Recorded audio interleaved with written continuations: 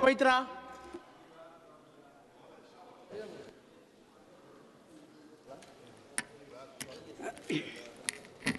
Thank you, Honorable Chairperson, sir.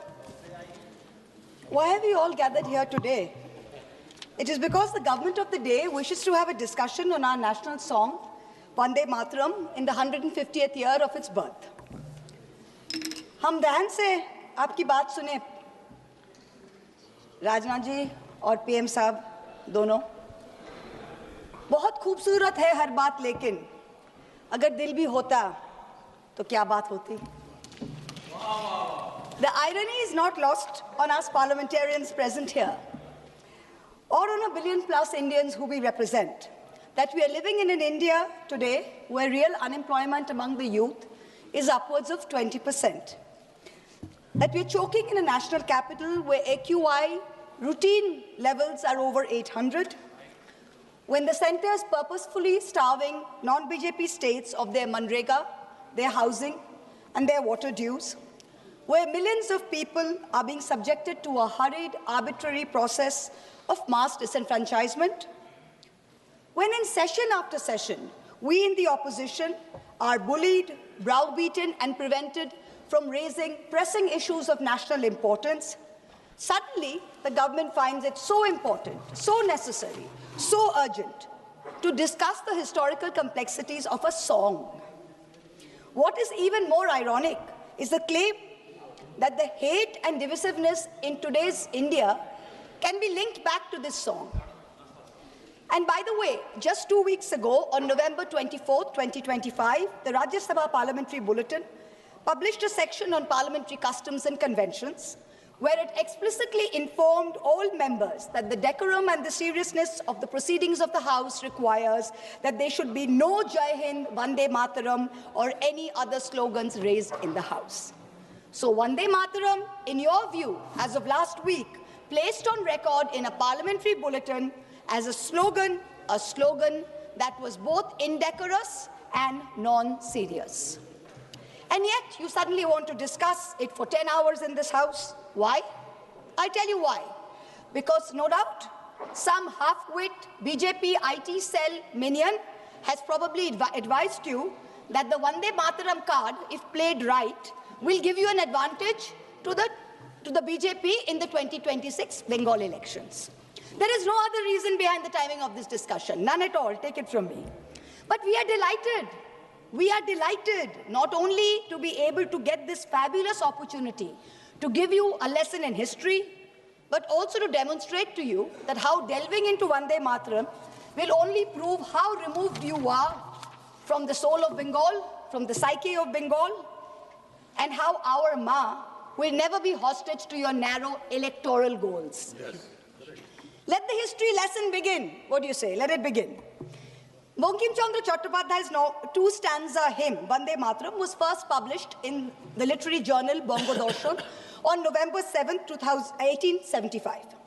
At that time, there were no patriotic societies or nationalistic organizations to speak of in India, except for the Indian League in Calcutta, which was founded by some patriotic Bengalis, Shishir Ghosh, Anand Mohan Bose, Surendranath Banerjee, to rally public support against British colonial rule. The RSS and the BJP were nowhere in sight. The RSS was formed 50 years later, in 1925, and the BJP was formed 105 years later, in 1980.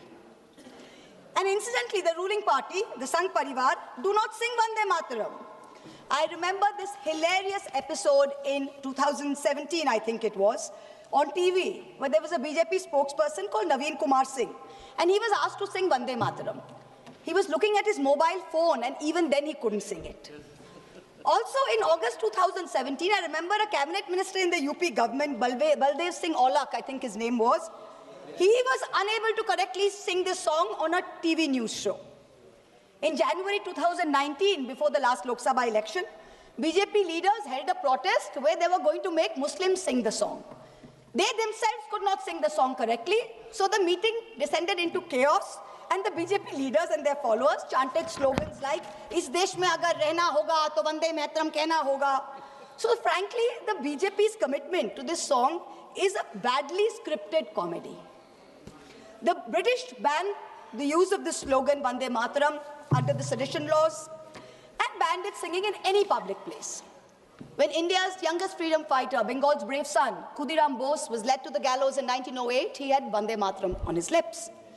When in 1927, Ram Prasad Bismil walked to the gallows in Gorakhpur jail, when Ashfaqullah Khan walked to the gallows in Faizabad jail, they all had Vande Mataram on their lips. But this is the same slogan that the Rajya Sabha bulletin finds non-decorous and non-serious in the Rajya Sabha. Who in the BJP, who in the RSS, who in the treasury benches can claim even a tenuous link to the freedom struggle, that today you feel you are the guardians of Vande Mataram and will teach us Bengalis and the rest of India what its significance is? Out of 585 total prisoners in Andaman Cellular Jail, Kalapani, between 1909 and 1938, 68%, 398 were Bengali. The second largest contingent was from the Punjab, 95 revolutionaries. Why did you not rename the cellular jail after Barin Ghosh, after Ullashkar Dotto, after Indu Bhushan Roy? What homage have you paid Bengal? What homage have you played the land of Vande Mataram? Today you're having a discussion on this. The hymn Vande Mataram did not gain much popularity till it was included in Bankim Chandra Chattopadhyay's novel Anandamot in 1882 when it was published. Now, when he published it, he added 4 extra stanzas to it. The first 2 stanzas, which he had written in 1875, were a lyrical ode to the motherland. It says, giver of bliss, beauty. The version in the novel, which he incorporated in 1881-82, had a different tone than that of the original poem. The figure of sweetness and light was now endowed with a fearsome accoutrement and the trappings of war almost. But this is in keeping with the narrative of the novel, which was about the Shonnashi rebellion. It is important to note here that in the next 4 stanzas that he wrote, Bankim Chandra Chattopadhyay used the words Shaptokoti, which means 7 crores. Now, 7 crores in the 1871 census was the population of undivided Bengal, Bihar, Orissa, and Assam. So this means that the novel, the hymn, was about Bengal. The hymn was about Bengal, and the mother he refers to is also in Bengal's concept and Bengal's context. This was not originally written as a nationalistic, pan-India song. It was not. Let's be very clear about that. So how did it become this nationalistic song? How does A.R. Rahman sing it in 1997? How? It was none other than the poet laureate Rabindranath Tagore who composed the first musical score of the song based on Desh Ragini around 1885. Rishi Bankim liked the song and the tune so much, he himself included it in the 3rd edition of his book, Anandamot, in 1886. Tagore, in 1937, writes to Nehru, and he writes to Nehru that the privilege of originally setting its first stanza to the tune was mine. When the author was still alive, Bankim died in 1894. He says, I set it to tune while Bankim was still alive. And I was the first person to sing it. So Tagore was the first person to sing it publicly before a public gathering of the Calcutta Congress in 1896. So Tagore sets the tune and he sings it publicly in the presence of Rahmatullah Saini, Dadabhai Naoroji, Surendranath Banerjee. The song gained mass popularity when? Only after 1905, when the Swadeshi movement as a reaction to Lord Curzon's partition of Bengal took place. Itinerant singers sung it in Prabhat Feris every morning to raise national consciousness. Rabindranath Tagore himself, on Raksha Bandhan Day, October 16th, 1905, led the famous anti-partition protest where Hindus and Muslims tied Rakhis on each other and said, Vande Mataram. Today, this BJP government, who claims to promote Vande Mataram, has ensured that even the moon, that moon of Raksha Purnima, that moon of Eid, has been partitioned.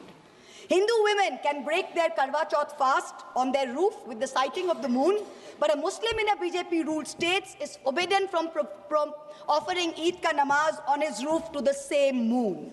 And you are blaming a song for India's divisiveness. The song was sung again during the Congress session in Benares in 1905 by Tagore's niece, Sharla Devi Chaudhurani, who replaced the Shaptokoti, the 7 crores, with Trikshakoti, which means 30 crores, which is the population of India in the last census of 1901. So this is the first time that the song is gathering a pan-national appeal. Gandhiji, in the Indian Opinion paper, he writes in December 1905 that this song is so popular. Just as we worship our mother, so is this song a passionate prayer to India.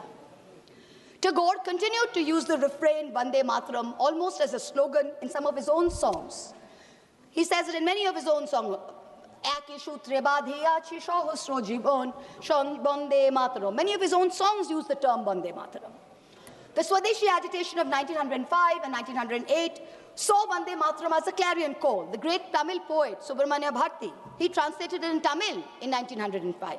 It began to be sung in meetings and processions all over India, from coastal Andhra Pradesh, from Vijayawada and the Krishna, to after Jallianwala Bagh in the canals and cantonments of Punjab, where they didn't think of it as a Bengali Sanskrit hymn. They saw it as a shared call of resistance.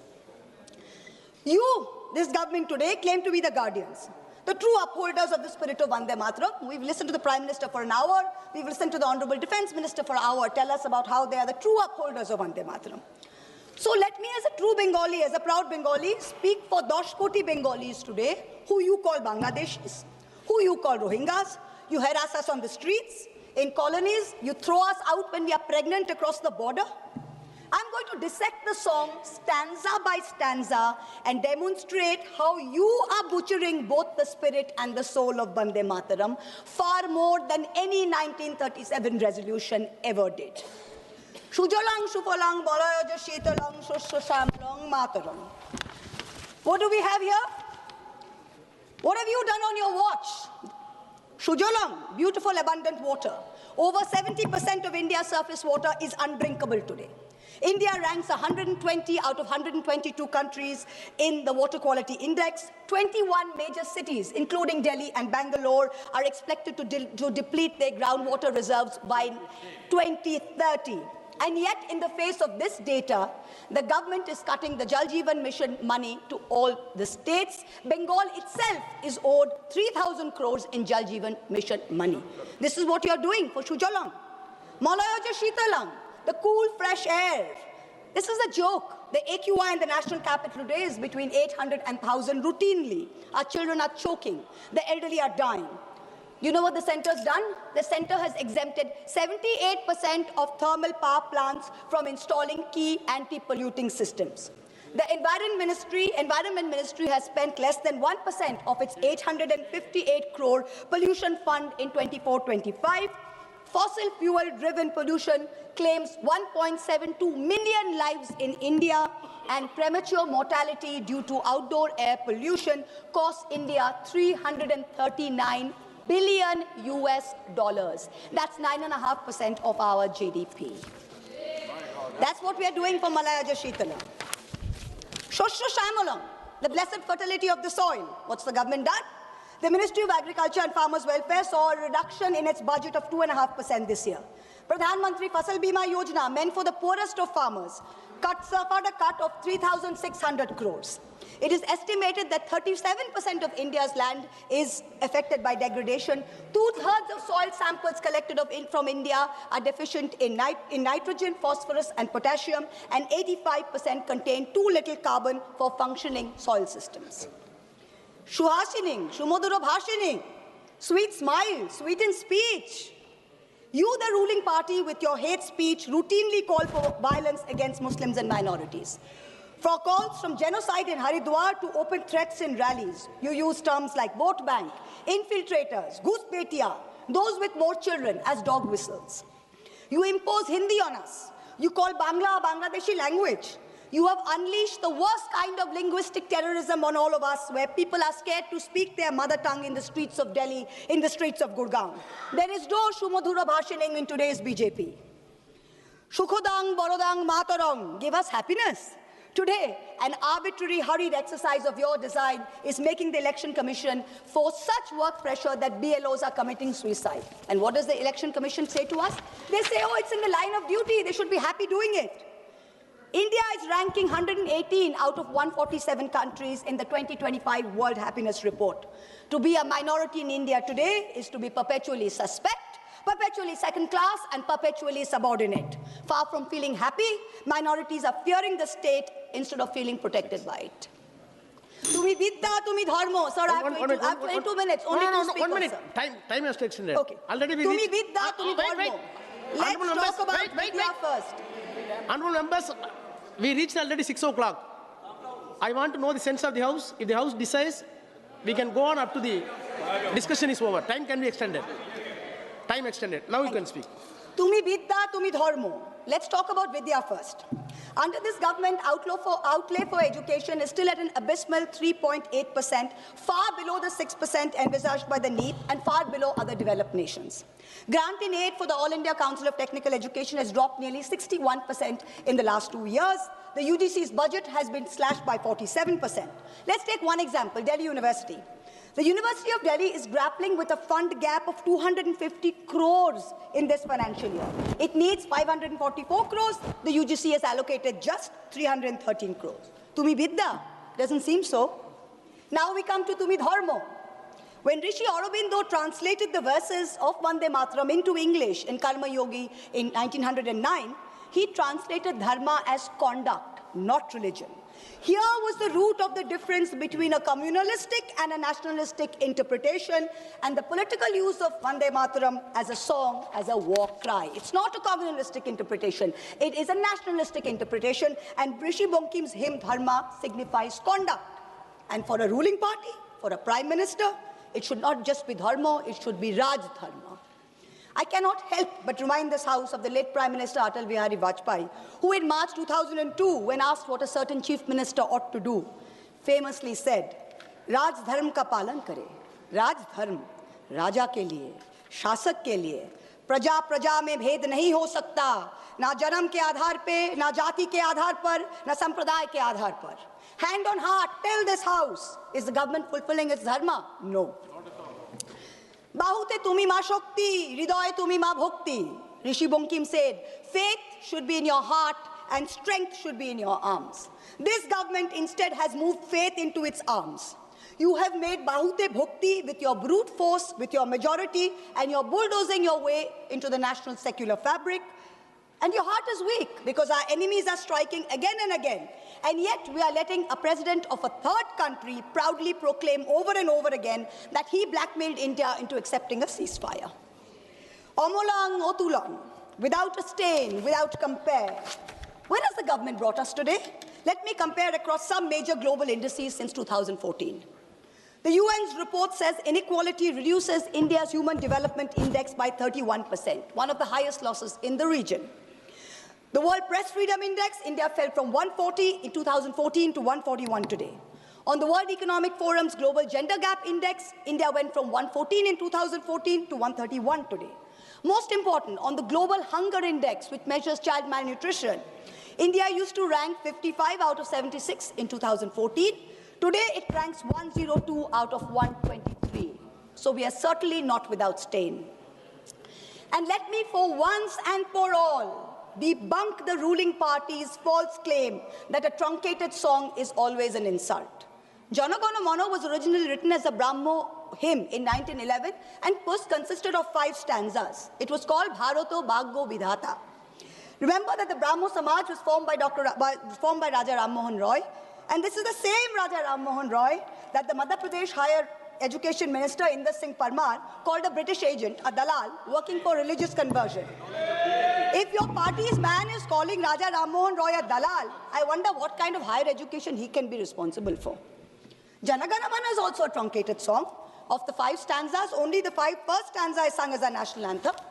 The second stanza says, Aho raho tumi aubhan, aubhan procharito shunito abo udaro bani, Hindu, Buddha, Sikh, Jain, Paroshik, Musulman, Christiani.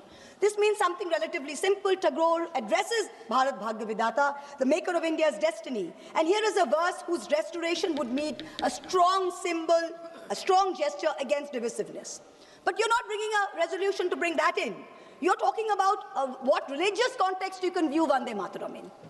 And this is where you've made the biggest mistake, Mr. Prime Minister. You ignited this entire debate as a distraction to take away from your government's failings, which I have demonstrated using the song's lyrics as a key. But you do not stop there.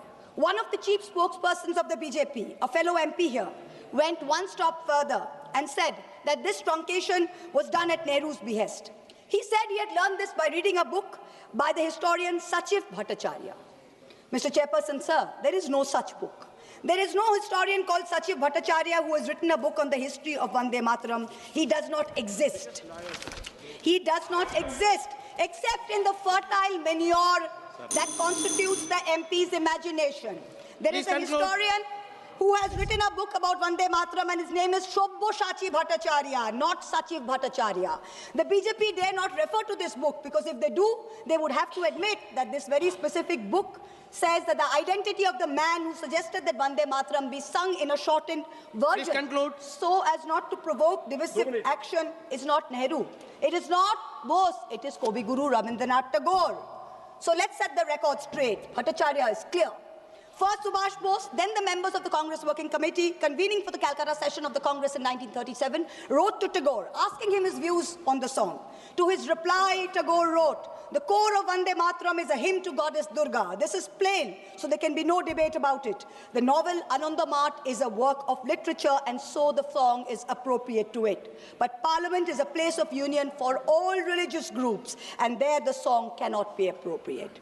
On October 26, 1937, 3 days prior to the session, Gurudev wrote again to Nehru on this issue. And so he, with a special relation to Vande Mataram, suggested that the first two stanzas should be adopted, and his letter profoundly influenced the resolution. Please. Last para, sir. Last para. Please. Rishi Bankim was a highly complex mind, and Anandamath was not his final word on communal history. His last novel, Sitaram, imagines a Hindu realm founded by a heroic and idealistic king who defeats his Muslim adversaries. However, he comes to embody and exceed all the evil attributed to Muslim, and all his Hindu associates abandon him. So if you have the guts to get into the issue, target the man who very wisely edited the song. It was neither Nehru nor Bose, it was Rabindranath Tagore. Come. If you have the courage to withstand truth, come. Fight an election in Bengal in 2026 by saying that Tagore was responsible for dividing India. Let us see where that takes you. Tagore is the one who sang Vande Mataram publicly. He anchored it to our conscience of our nation. It was Bengal's clarion call. It is no jumla that the BJP can expropriate before an election. You try it and you will see what its consequences are. 10 crore Bengalis will rise, 20 crore arms to teach you the real meaning of Vande Mataram. Vande Mataram. Report of the BS. Thank you. Now papers has to be laid. Report of Business Advisory Committee, Sri Gurugav Gogoi. Gaurav Gogoi. I rise to present the 12th report of the Business Advisory Committee. Sri Dipendra Gowda. Dhanyawad, Adhyaksh Mahoday.